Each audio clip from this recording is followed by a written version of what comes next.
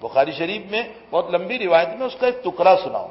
ایک سفر سے آ رہے تھے تو عمران ابن حسین رضی اللہ تعالیٰ عنہ فرماتے ہیں کہ اتفاق ایسا ہوا کہ ہم رات کے آخری پہر میں سو گئے، حضرت بھی سو گئے. ہم ہی نے حضرت کو کہا کہ حضرت نیند بہت آ رہی ہے، بہت تھک گئے ہیں، ہم یہاں سو جائیں. تو حضرت نے فرمایا دیکھو کہیں سو جاؤ گے فجر کی نماز قضا نہ ہو جائے. تو میں نے نہیں اٹھ جائیں گے. تو بلال نے اٹھانے کی ذمہ داری لی، لیکن تھکے تھے تو بلال بھی سو گئے. آفتاب طلوع ہو گیا اور تب آنکھ کھلی تو پہلے ابو بکر اٹھے، پھر اور دو صحابی، چوتھے نمبر پر عمر اٹھے. اب نبی علیہ السلام کو کون اٹھاوے؟ اس لیے کہ مسئلہ یہ ہے کہ نبی سوئے ہو تو اٹھائے نہ جائیں، بہت ممکن ہے وہی اتر رہی ہو. نماز کا وقت جا رہا ہو تو بھی نبی کو نہیں اٹھا سکتے. یہ مسئلہ ہے کہ کوئی وہی نہ اتر رہی ہے. امت کے لیے مسئلہ نہیں ہے، امت کے لیے تو نماز کا وقت جا رہا ہے تو اس کو اٹھاؤ، بھائی اٹھو نماز کا وقت جا رہا ہے. کہیں تم اپنے لیے مت سمجھ لینا کہ ہم بھی سوتے پڑے رہے، ہم پر کوئی وہی نہیں آتی ہے، صرف انبیاء کرام کا مسئلہ. تو حضرت اب زور زور سے تکبیر حضرت عمر نے کہنا شروع، حضور کی آنکھ کھل گئی. حضرت نے فرمایا کیا بات ہے؟ فرمایا یا رسول اللہ آفتاب طلوع ہو گیا. حضرت نے فرمایا لا زیر، کوئی حرج نہیں. کیوں فرمایا کوئی حرج نہیں؟ حضرت اشارہ کرنا چاہتے تھے کہ مجھے جو سلایا ہے وہ اللہ نے سلایا ہے. اور کیوں سلایا؟ تاکہ تم لوگوں کو قضا کے مسائل بتاؤں کہ نماز قضا ہو جائے تو کیسے ادا کرو گے. اگر نبی کی نماز قضا نہ ہوتی تو ہمیں مسئلے کیسے معلوم ہوتے؟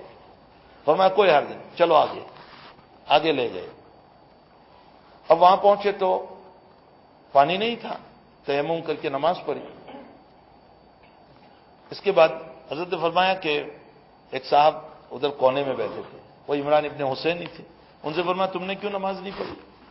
فرمایا یا رسول اللہ جنابت ہو گئی ہے، غسل کا تقاضا ہے، میں کیسے نماز پڑھوں؟ تو حضرت نے فرمایا کہ تیمم کر کے پڑھ لو، اس لیے کہ تیمم وضو کا بھی بدل ہے، غسل کا بھی بدل ہے. اگر پانی نہ ملے تو غسل کی جگہ پر بھی تیمم کر سکتے ہیں. حضرت نے فرمایا تیمم کر کے نماز پڑھو.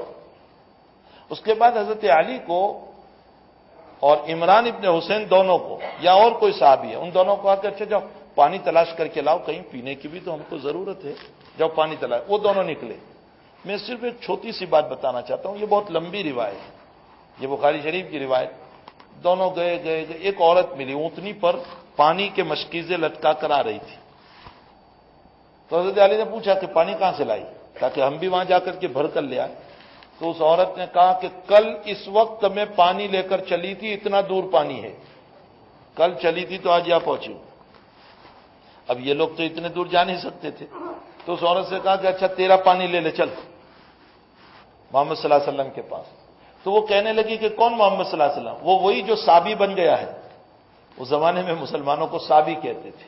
کہا وہ وہی جو صابی ہے. تو کہاں وہی. تو عورت کو لے کر آئے. حضرت علی نے پورا واقعہ بتایا کہ حضرت ایسا واقعہ ہوا ہے اور اس کو ہم لے کر آئے، اس کے پاس پانی ہے. تو حضرت نے فرمایا اس عورت کو اتار دو. اس عورت کو سامنے بٹھایا. تو وہ مجھے مشکیزیں لٹکائے ہوئے ہوتے ہیں نا، ایک اوپر کا منہ ہوتا ہے پانی بھرنے کا، ایک نیچے کا ہوتا ہے پانی نکالنے کا. حضرت نے نیچے کا منہ اپنے ہاتھوں سے کھولا اور منہ کھول کر کے سب سے کہا اپنے مشکیزیں بھرو. سب نے اپنے مشکیزیں بھر لیے. غسل کرنے والے نے غسل کیا، وضو کرنے والے نے وضو کیا، اور جس نے جس طرف پانی بھرنا چاہتے تھے وہ سب بھر لیا. اور وہ پانی مشکیزے میں اونٹنی کے اوپر اتنا کا اتنا ہی ہے، اس میں کوئی کمی نہیں ہوئی. بلکہ روایت میں ہے کہ حضرت علی فرماتے ہیں کہ جب ہم اس عورت کو لے کر آئے تھے اور جتنا پانی اندر تھا ہمیں اس سے زیادہ معلوم ہوا. یہ معجزہ تھا رسول اللہ صلی اللہ علیہ وسلم کا. اور وہ عورت دیکھ رہی ہے، وہ سب نظارہ دیکھ رہی ہے. اس کے بعد اس کے منہ کو بند کر دیا، پانی برابر بھرا رہا. اس عورت سے کہا کہ اب جب جاؤ تو دیکھو ہم نے تمہارا پانی نہیں لیا. حضرت نے فرمایا ہم نے تمہارا پانی نہیں لیا ہے، یہ تو سبب ہے، اللہ نے ہم کو تو پانی علیحدہ دیا.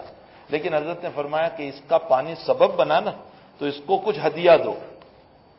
تو صحابہ کرام نے ایک چادر بچھائی اور کسی نے کھجور، کسی نے کیا اور ایک پوٹلا بنا کر کے دے دیا. اب وہ عورت گئی اپنی فیملی میں. تو فیملی والوں نے پوچھا کہ بہت دیر ہو گئی.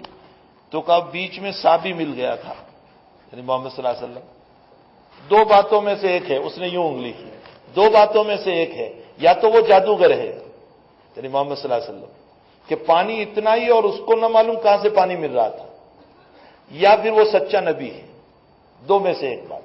اب حضرات صحابہ کرام اس کے علاقے میں جاتے تھے، وہ جس علاقے میں رہتی تھی، تو صحابہ کرام اس کے علاقے کو ٹچ بھی نہیں کرتے تھے۔ اس عورت نے ایک دن اپنے خاندان والوں کو کہا کہ دیکھو یہ محمد کے ساتھی ہمارے اطراف میں ہر جگہ آتے ہیں، لیکن ہمیں کچھ بھی نہیں کہتے، ہمیں ٹچ بھی نہیں کرتے، ہمیں کچھ مانگتے بھی نہیں ہمارے پاس۔ معلوم یہ ہوتا ہے کہ وہ جو میں نے پانی والا احسان کیا تھا، اس کی وجہ سے یہ لوگ ایسا کر رہے ہیں، میری رائے یہ ہے کہ ہم مسلمان ہو جائیں۔ بخاری شریف میں ہے کہ وہ عورت اپنے پورے گاؤں کو لے کر حضور کی خدمت میں آئی اور فرمایا یا رسول اللہ ہم کلمہ پڑھنا چاہتے ہیں۔ بخاری شریف میں روایت ہے کہ حضور کے اس اخلاق کی بنیاد پر اس پوری بستی کو ایمان نصیب ہو گیا، ورنہ پانی تو بطور معجزہ کہ آپ کو ملا تھا، لیکن وہ جو سامان دیا اس کو، اس پر اس نے کہا کہ واقعتاً یہ اخلاق، تو اخلاق حضور پاک صلی اللہ علیہ وسلم کے بڑے عجیب و غریب ہے۔ مجھے ایک